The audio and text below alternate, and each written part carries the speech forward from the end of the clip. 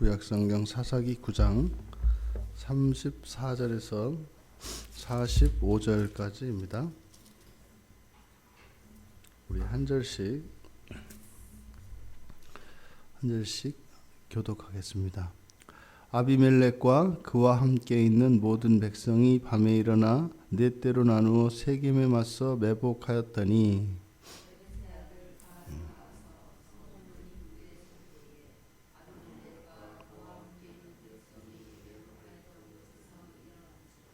가알이 그 백성을 보고 스불에게 이르되 보라 백성이 산 꼭대기에서부터 내려오는도다 하니 스불이 그에게 이르되 내가 산 그림자를 사람으로 보았느니라 하는지라.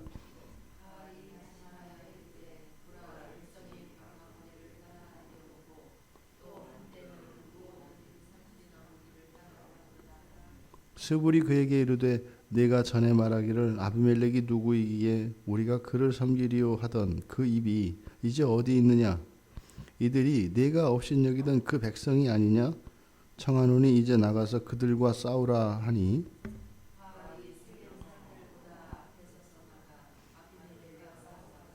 아비멜렉이 그를 추격하니 그 앞에서 도망하였고 부상하여 엎드러진 자가 많아 성문 입구까지 이르렀더라.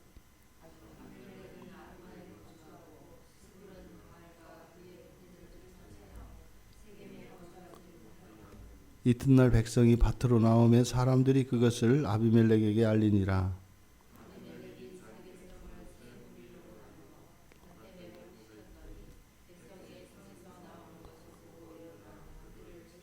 아비멜렉과 그 떼는 돌격하여 성문 입구에 서고 두 무리는 밭에 있는 자들에게 돌격하여 그들을 죽이니 마침내는 점령하고 거기 있는 백성을 죽이며 그 성을 헐고 소금을 뿌리니라. 아멘. 이제 마침내 세겜에서 일어난 반란을 아비멜렉이 다 평정하고 또 그 성을 완전히 파괴해 버리는 이야기로 끝이 납니다. 근데 이 세겜 성경에서 나타난 세겜, 특히 창세기에서 아브라함이 여호와 하나님의 부르심을 받은 이후로 그리고 이스라엘의 직접적인 조상이 되는 야곱, 이 두 사람에게 첫 번째로 제단을 쌓은 것이 이 세겜 땅입니다. 그러니까 이 세겜은 히브리 역사에서 굉장히 중요하고 상징적인 곳입니다. 근데 거기에서 창세기에서 일어났던 그 사건이 마치 지금 여기 사사기에서 재현되는 것과 같은 모습입니다. 창세기 12장 7절에 보면 아브라함이 이제 하나님의 부르심을 받고 어디로 가는지도 모르고 정처 없이 떠나지 않습니까? 근데 그 아브라함이 가나안 땅에 들어와서 이제 장막을 처음 장막을 칩니다. 그리고 거기에서 이제 제단을 쌓은 것이 이거 세겜이죠. 야곱도 마찬가지로 외삼촌 라반 집에 있다가 이제 그 밧다라람에서 돌아와 가나안 땅으로 돌아올 때 장막을 치고 엘로의 이스라엘이라고 이렇게 제단을 쌓은 것이 또 이 세겜 땅입니다. 그리고 이제 뒤에 마지막 야곱이 자녀들에게 축복할 때 요셉에게 다른 형제들보다 특별히 더 요셉을 사랑해서 그래서 다른 형제들보다 특별히 더 준, 그러니까 덤으로 더 준 그 땅이 요 세겜 땅입니다. 창세기 48장 22절에서 그렇게 나옵니다. 그런데 창세기 사건 중에서 이렇게 중간에 끼워 넣은 사건이 있는데 그 중에 하나가 창세기 35장에 나오는 야곱의 딸 디나 강간 사건입니다. 바로 그 디나 강간 사건이 일어났던 그곳이 바로 이 세겜이죠. 그러니까 창세기에서 세겜은 믿음의 조상인 아브라함과 야곱 사이에 야곱에게 공통적으로 하나님과의 특별한 만남이 있는 곳이 이 세겜입니다. 근데 그것이 야곱의 딸인 디나가 강간당하고 그 디나의 오라비들, 그 야곱의 자녀들에 의해서 끔찍한 살육이 일어났던 곳이 이 세겜입니다. 지금 사사기에서도 마침내 이 세겜 땅에서 이 아비멜렉을 도와서 어찌 보면 아비멜렉의 왕국을 세우는데 결정적으로 기여를 했던 세겜, 마치 믿음의 조상들이 맨 처음 제단을 쌓았던 것처럼 말이죠. 그것이 디나 강간 사건으로 말미암아 거기 완전히 살육을 당하고 회파당했던 것처럼 마지막에 가서 이 세겜이 아비멜렉에게 반기를 듬으로써 결국 거기에 가알이 합세해서 그 성의 백성들이 다 죽어나가고 성 자체가 파괴되는 그런 운명을 맞이합니다. 지금 여기에서 아비멜렉 실제로 다루고 있는 이 사건의 배경이 되는 세겜에서 일어난 일은 사실은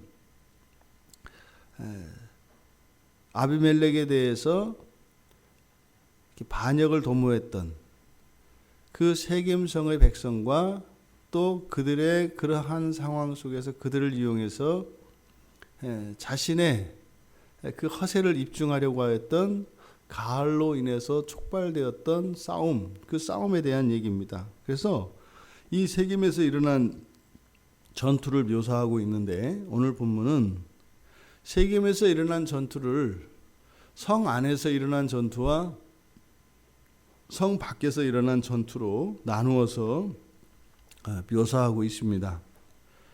전반부에는 보면 아비멜렉과 함께 있는 모든 백성이 일어나 34절에서 그래서 밤에 몰래 이제는 그 세겜성의 행정장관으로 있는 스불에게 연락을 받은 아비멜렉이 군사를 데리고 밤에 몰래 와서 매복했다가 이제 세겜성을 공격하려고 합니다. 근데 뭐 어찌된 영문인지 모르겠지만 가알이 그때 성문 입구에 나와서 그걸 봤습니다. 그런데 그것을 보고 스불에게 이야기했을 때 스불은 아니다 이렇게 해서 거짓말을 하지요. 그래서 이 아비멜렉과 가알 사이에 일어나는 전투 속에 지금 세겜성 안에 있는 스불이 가알을 속여서 가알로 하여금 성 밖으로 내모는 전투가 일어나고 그 전투는 사실은 창과 칼로 싸우는 싸움이 아니라 속고 속이는, 그리고 허세 때문에 자기가 한 말 때문에 밖으로 나오게 되는, 그래서 가알과 스불 사이에 이런 심리전이 이 안에서 성 안에서 일어나고, 그리고 이제 실질적인 싸움은 이제 세겜성 밖에서 가알과 아비멜렉의 전투가 일어납니다. 그런데 뭐 가알이 아비멜렉에게 도준장을 냈지 않습니까?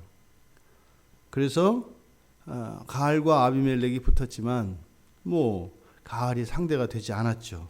그래서 가알과 아비멜렉이 싸워서 결국 가알은 도망치는, 그리고 그 결과 이제 뒤에 가서는 세겜 백성들을 다 죽이고 성을 이렇게 파괴하는 정도가 아니라 맨 끝에 보면 소금을 뿌렸다 이렇게 이야기합니다. 이 소금을 뿌리는 행위는 땅을 저주하는 행위입니다. 소금을 뿌려서 그 땅에서 아예 농사를 지을 수 없도록, 그래서 사람이 거주하고 거기에서 어떤 농작물들을 재배하지 못하도록 함으로써 사람이 살 수 없는 땅으로 만들어버리는 행위가 이 소금을 뿌리는 행위입니다. 이 전투에서 눈에 띄는 것은 바로 세겜이 황폐화되는 것과, 그리고 이 성경 전체에서 일어나는 사건과 지금 요 사건, 요 전투에서 보여주고자 하는 그 내용이 백성이라는 겁니다. 이 세겜을 아비멜렉을 왕으로 삼는데 결정적인 지원자였고 공을 세웠던 세겜, 결국에는 자신들이 세운 권력에 의해서 자신들이 멸망당하게 되는 것을 보게 됩니다. 악은 이런 것이죠. 악을 편들고 악을 위하여 이렇게 봉사하고 충성을 다한다 할지라도 도덕적으로 충성과 헌신, 봉사 이런 것들은 선한 것입니다만 악의 편에 섰을 때는 오히려 그것으로 인해서 그들에게 되돌아오게 되는 것은 심판이라는 겁니다. 그래서 어떻게 사느냐보다 더 중요한 것은 어느 편에서 누구를 위하여 살아갈까 하는 것입니다. 이 세상의 인생은 여호와 하나님을 위하여 우리를 구원하신 예수 그리스도를 위하여 살아가는 인생과 그렇지 않은 인생 이렇게 둘로 나뉘어 있습니다. 성경은 최종적으로 그것에 대하여 심판할 것이다 라고 말합니다. 그리고 그렇게 좌로 우로 다시 말해 하나님 예수 그리스도 편에 설 것인가 아닌가를 가지고 심판을 하고 그리고 또 그 안에서 또한 도덕적인 선에 의해서 또 판가름이 납니다. 우리에게 무엇보다 중요한 것은 우리가 예수 그리스도의 군사로 예수 그리스도의 편에서 예수 그리스도의 영광을 위하여 살아가는 삶을 선택해야 한다는 겁니다. 그러면 예수 그리스도의 편에 서지 않는다는 것은 세상의 편에 선다는 것은 사실 그게 무엇이겠습니까? 그것은 나입니다. 나를 위하여 살아가는 인생과 나를 구원하신 예수 그리스도를 위해 살아가는 인생 이렇게 둘로 나뉘는 것이죠. 막연히 세상 편에 선다, 하나님 편에 서지 않는다라고 하는 것이 이렇게 도덕적으로 악하고 그런 것을 말하는 게 아니죠. 중심이 나에게 있는가, 예수 그리스도에게 있는가 이것을 묻는 겁니다. 오늘 성경은 분명히 이야기합니다. 생각보다 훨씬 더 그 결과는 심각하다는 겁니다. 우리에게는 그 선택권이 주어져 있습니다. 하나님을 위하여 살든 나를 위하여 살든 우리가 살아있는 동안은 모두에게 선택권이 주어져 있습니다. 내 마음대로 할 수 있습니다. 그런데 그 결과는 우리가 생각하는 것보다 훨씬 더 심각하다라고 하는 것을 이 세겜성이 멸망당하고 저주받는 것을 통해서 우리가 알 수 있습니다. 세겜성 사람들이 한 게 뭐예요? 아비멜렉에게 충성하고요. 아무도 아비멜렉을 도와주지 않을 때 그를 왕으로 세운 겁니다. 근데 그 결과는 어떻게 됐어요? 멸망당하고 저주받아 그 땅까지 완전히 버려졌다는 겁니다. 두 번째로는 백성입니다. 오늘 우리가 읽은 34절에서 45절까지 전체의 문장들을 보면 모든 문장에 백성이 등장합니다. 이 싸움이 지금 아비멜렉과 가알 사이에 일어나는 싸움이죠, 사실은. 실질적으로 이 싸움을 일으킨 것은 가알이란 말이에요. 물론 세겜성 안에 세겜성 사람들의 반란이 있었습니다만 이 전투를 놓고 보면 가알이 아비멜렉에게 도전장을 냈고 그래서 아비멜렉이 가알의 도전을 받아서 이곳에 와서 전투를 벌이고 있는 거예요. 그런데 전체 문장 중에서 39절을 보시면 39절, 40절, 39절 가알이 세겜 사람들보다 앞에 서서 나가 아비멜렉과 싸우다가 요거죠. 지금 여기서 나타내는 이 사건의 사실은 팩트는 요겁니다. 가알과 아비멜렉이 싸우는 거예요. 그리고 40절에서 아비멜렉이 그를 추격하고 도망하고 그래서 가알은 도망했다라는 내용. 그리고 이제 41절에서 아비멜렉은 거주하고 스불은 가알과 그 형제들을 쫓아내서 세겜에 거주하지 못하게 하더니. 그러니까 스불과 가알 사이에 있었던 성 안에서의 전투에서 스불이 이겨서 가알을 쫓아냈고, 성 밖에서 일어났던 아비멜렉과 가알 사이 전투에서 가알이 패배했다는 얘기입니다. 그러니까 이 싸움의 실질적인 주인공인 가알과 아비멜렉, 그리고 아비멜렉의 행정장관인, 그래서 성 안에서 가알을 내쫓았던 스불, 요 셋 사이에 있었던 요 내용이 사실은 전체 싸움, 이 전체의 핵심이죠. 그러니까 여기에만 백성이 안 들어가 있어요. 그리고 나머지 34절에서부터 38절까지, 그리고 42절부터 45절 끝까지 전부 백성이 들어가 있습니다.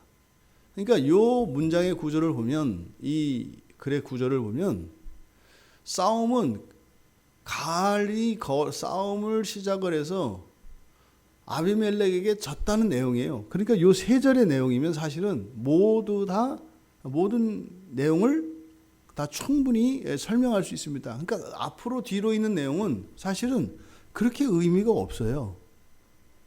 그러니까 이 내용들을 굳이 이렇게 써야 되느냐? 그렇게 가알이라고 하는 인물조차도 이게 뭐 누군지도 모르고 어디서 와서 어디서 사라지는지도 몰라요. 또 죽은 것도 아니고 도망갔어요. 그러니까 갑자기 나타났다가 무슨 카메오처럼 나타났다가 뭐 한번 싸우겠다고 하더니 훅 하고 도망가 버렸대요.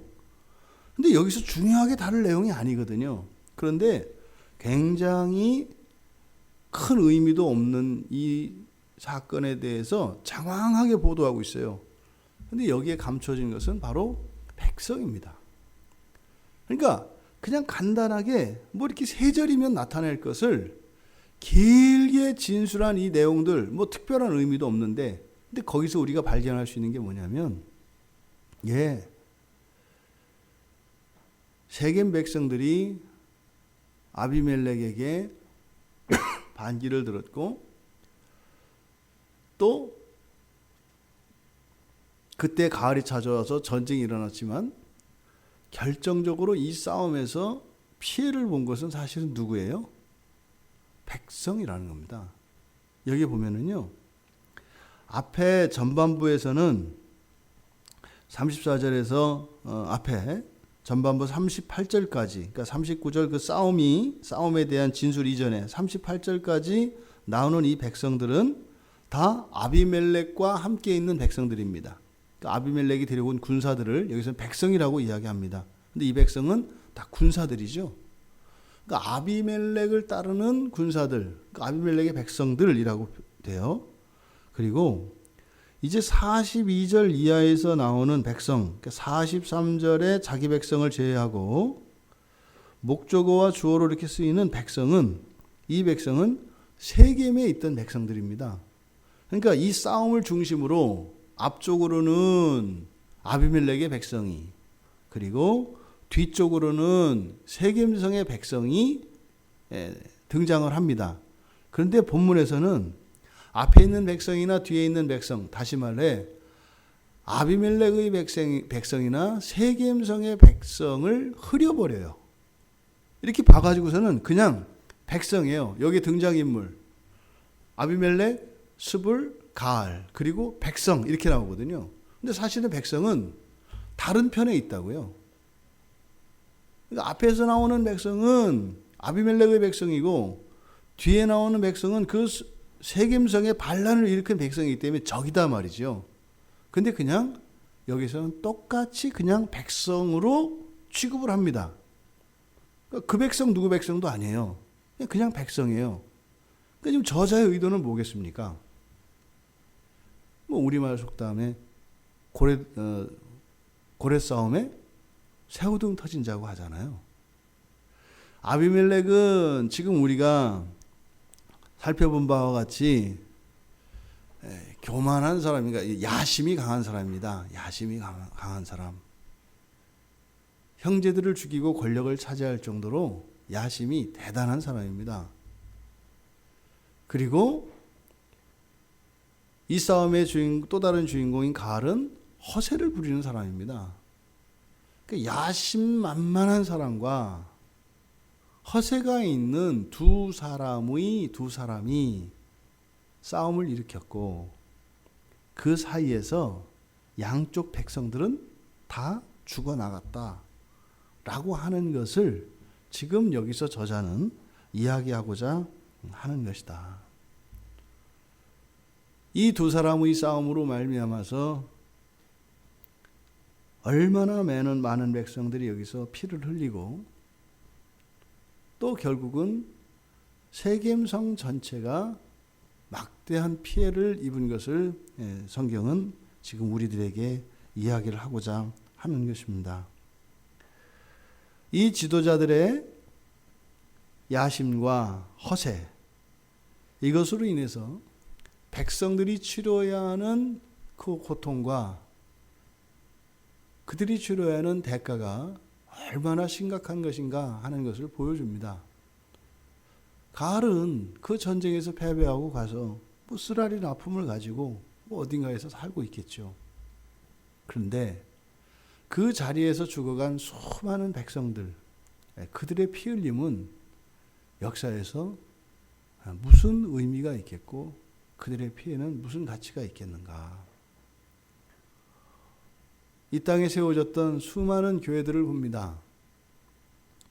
하나님을 예배하고 하나님의 영광을 위하여 하나님 나라를 이 땅에 세우겠노라고 그렇게 세겜성에서 드려졌던 그 제사와 또 세겜성에서 그 아비멜렉을 왕으로 세우기 위하여 있었던 그런 단결과 그런 협동, 그런 충성 봉사, 그것이 지금 마지막에 이렇게 많은 생명들이 죽어나가는 이런 비극적인 상황이 이 땅에 세워진 많은 교회들 안에서 그런 피 흘림과 분열과 다툼과 아픔으로 나타나는 것을 보게 됩니다. 사람에게 있는 지금 우리가 사사기에서 기드온에 대해서 살펴보면서 성경의 보도를 통해서 결정적으로 우리들에게 주는 교훈은 그것입니다. 기드온에게 문제가 되었던 것이 무엇이었습니까? 열등감과 그 두려움, 그리고 그 분노, 그리고 교만. 기드온의 키워드입니다. 그것이 하나님으로부터 선택을 받은 사람이었음에도 불구하고 그 끝은 너무나 가슴 아픈, 그리고 그 민족을 위해서는 어찌하였든 하나님께 크게 쓰임을 받았음에도 불구하고 백성들로부터는 어떠한 대우도 받지 못하고 단지 그 권력의 자리만 지켰던, 그리고 자신이 가지고 있었던 자신의 그 교만으로 인해서 민족 분쟁의 시발점이 되었다는 것, 이게 기드온이 우리들에게 주는 교훈이었습니다. 그 결과로 그 아비멜렉, 야심, 지나친 이 권력에 대한 욕망과 이 야심으로 말미암아 형제를 죽이는 이 끔찍한 사건들, 그리고 뒤에 나타나는 이 가알의 허세, 이러한 도덕적 덕목들이 우리들의 신앙 안에서도 얼마나 큰 피해를 끼치는 것인가 하는 것을 성경은 우리에게 보여주고 있습니다. 지금 아비멜렉과 가알의 싸움은 아비멜렉의 야심과 가알의 허세의 싸움이었습니다. 우리들 각자에게 있는 이러한 허세를 부리는 모습과 또 우리들 안에 있는 지나친 의욕과 이런 야심, 이런 것들은 분명히 싸움을 일으킨다는 겁니다. 그리고 그것으로 인한 피해는 고스란히 공동체가 떠안게 된다는 것입니다.